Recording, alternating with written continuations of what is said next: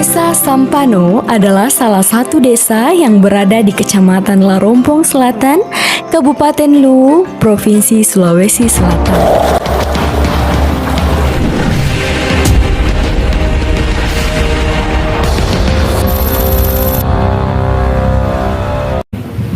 So, kalau kita berbicara RKPDS, tentu kita sudah tahu rencana kerja pemerintah desa.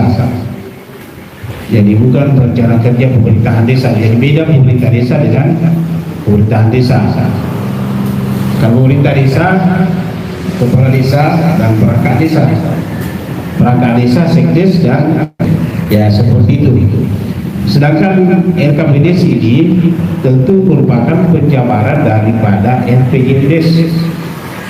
RPJMDes itu penjabaran dari visi-misi kepala desa pada saat dia terpilih sebagai kepala desa selama ya ada visi-misinya. Kemudian dituangkan dalam RPJMDes selama 6 tahun ke depan. Kemudian dijabarkan dalam RKPDS yang dilaksanakan setiap tahun. Tentu dalam RKPDS ini semua kegiatan yang akan dilaksanakan di desa, terutama kegiatan pembangunan, itu bukan hanya titik beratnya pada kegiatan pembangunan yang didanai oleh desa, tetapi semua kegiatan yang dilaksanakan di desa, termasuk kegiatan swadaya dari masyarakat, kegiatan maksudnya sumber dananya dana desa, sumber dananya APBD, sumber dananya APBN, dan sumber dana lain yang tidak mengikat.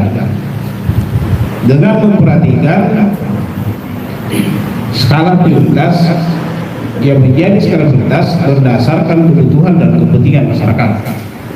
Jadi bukan berdasarkan kebutuhan dan kepentingan sekelompok orang. Makanya ada asas pembangunan itu. Yang pertama asas musyawarah mufakat, ya selalu kita musyawarahkan. Kemudian musyawarah apa yang mau dirumuskan di desa itu. Kemudian kedua ada asas manfaat. Ya betul apa yang kita laksanakan itu, kita rencanakan itu ada manfaatnya bagi masyarakat banyak, bukan bagi masyarakat atau oknum tertentu, dan sifatnya mendesak skala prioritas. Kemudian yang ketiga adalah ada asas adil dan merata. Tentu di desa itu terdiri dari beberapa dusun, sehingga perlu diperhatikan namanya adil dan merata. Jadi hari ini Bapak Ibu sekalian, kita melakukan sosialisasi dan bindek yang tentu memudahkan bagi kita untuk melaksanakan tugas-tugas. Sebab dalam penyusunan RKPDS ini itu ada beberapa dokumen yang harus dibutuhkan dari tim-tim yang ada ini. Ya mungkin ada 7, ada 9 dan seterusnya. Saya tidak percaya dan mudah-mudahan ini tidak ada yang mungkin hanya didominasi oleh satu orang yang bekerja. Ya namanya tim itu harus kerja tim, artinya kerjasama. Bukan hanya satu orang, katakanlah rata-rata sekdes yang menjadi ketua tim sehingga hanya sekdes yang bekerja. Ya tentu beda kalau satu orang yang memikirkan ketimbang dengan banyak orang yang kita duduk secara bersama-sama. Makanya saya sampaikan tadi musyawarah untuk mufakat. Ya seperti itu untuk RKPDS 2023. Nah nanti di situ dipilah-pilah yang mana program yang bisa diswadaya, ya sumber dananya dari masyarakat. Ada juga program yang bisa jadi melalui tenaga, dalam hal ini gotong royong. Ini persoalan gotong royong. Jadi mohon kepada kita semua seluruh perangkat desa yang ada, tim yang ada, ya namanya gotong royong jangan dihilangkan, karena itu adalah warisan budaya nenek moyang kita. Ya sampai hari ini harus kita lestarikan, karena salah satu bagian daripada pelaksanaan pembangunan. Ya termasuk berpartisipasi di dalam pembangunan, yakni gotong royong, swadaya. Maksudnya itu swadaya masyarakat bisa dalam bentuk tenaga, bisa dalam bentuk uang. Seperti pembangunan masjid, itu swadaya masyarakat, kadang-kadang juga di gotong royong. Ya, sumber dananya itu dari masyarakat. Kemudian yang kedua, ada yang bersumber dari APBD kabupaten atau APBD provinsi. Sedangkan ini kadang-kadang ini keluar lagi program usulan yang akan dibawa nanti ke musrembang kecamatan. Itulah yang kira-kira program yang akan didanai oleh APBD.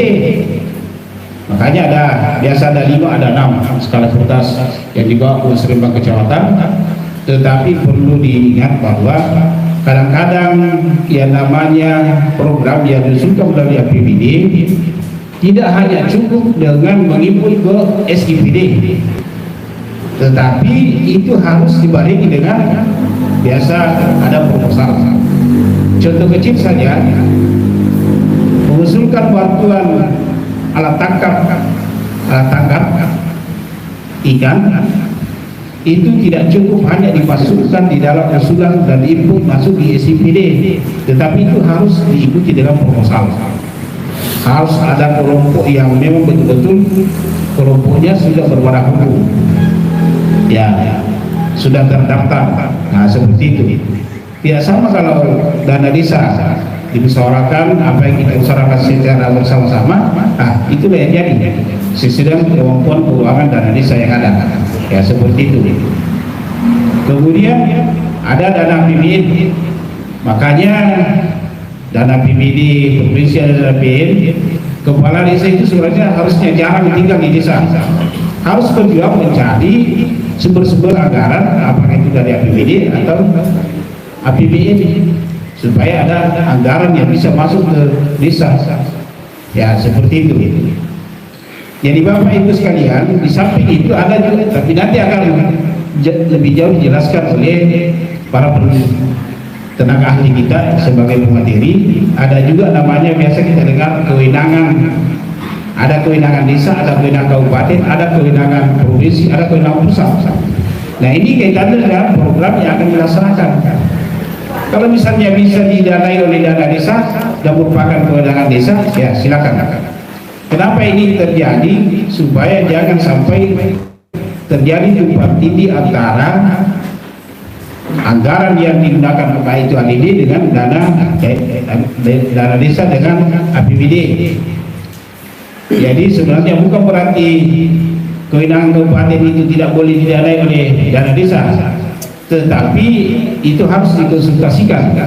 Ya, kalau saya jangan kita terlalu kaku dengan aturan bahwa tidak bisa kita danai dana desa kalau itu kewenangan kabupaten.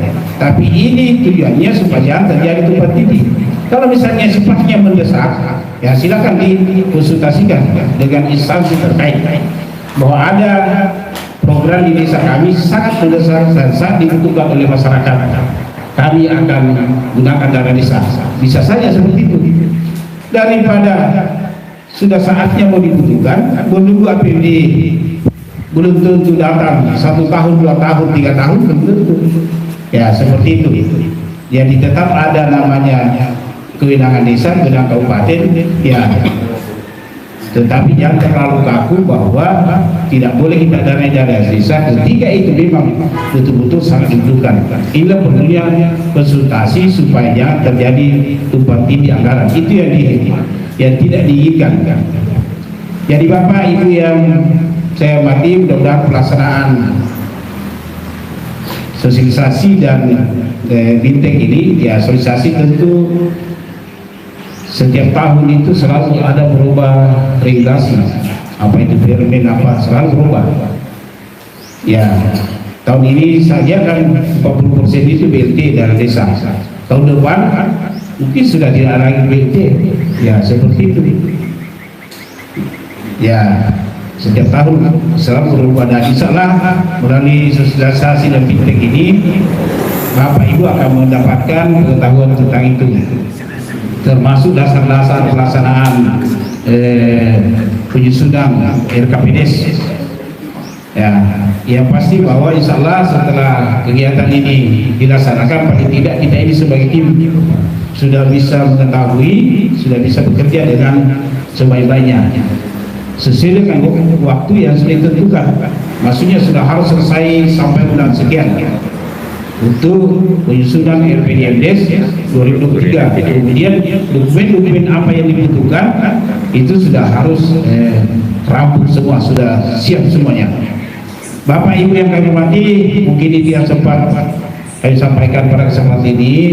Ya, mudah-mudahan insyaallah kegiatan ini berjalan sesuai dengan apa yang kita harapkan bersama, dan kami ucapkan terima kasih kepada Kepala Desa Timboe atas kesediaannya untuk menjadi tuan rumah pada hari ini, dan terima kasih kepada pendamping desa termasuk tenaga ahli atas dilaksanakan kegiatan ini. Jadi kalau perlu jangan hanya 2 orang, andaikan itu bisa sebuah tim yang ada supaya mereka itu tahu kenapa rata-rata anggota tim itu tidak bekerja, karena mereka tidak tahu apa sebenarnya yang bisa kita lakukan. Jadi hari ini ya alhamdulillah karena sudah ada 2 orang yang diutus, tapi mungkin ya lain kali kalau ada kegiatan bagusnya diundang semua, bagus kalau ramai-ramai. Barangkali itu yang sempat kami sampaikan, yang pada prinsipnya bahwa jangan kita bekerja sendiri-sendiri, ya ada tim. Pada hal-hal yang mau dikonsultasikan ada pendamping desa. Kalau tidak bisa diselesai di pendamping desa, ada tenaga ahli kabupaten dan seterusnya, ya seperti itu. Jadi barangkali itu yang sempat kami sampaikan, dan dengan mengucapkan Bismillahirrahmanirrahim, kegiatan sosialisasi dan bintek bagi tim penyusun Kecamatan Larompong Selatan saya nyatakan dibuka secara resmi. Assalamualaikum warahmatullahi wabarakatuh.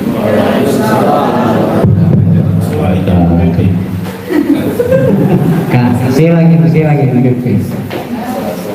Iya. Baik, mudah-mudahan Pak Camat di tahun depan ya tidak ada nih fokus ke pembangunan. Ya, ini saya hormati, terima kasih. Demikianlah tadi acara pembukaan kita dan sekaligus sambutan Bapak Camat Larompong. Maka sesi pembukaan kita ini kita akhiri dan kita akhir sejenak.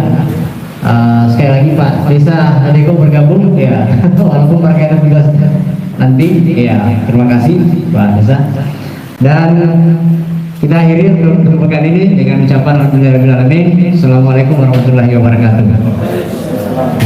Ya kini ya apa bisa distribusi barangkali yang ada di depan kita ya. Jadi setelah ini kita akan masuk materi ya. Sekali lagi ya.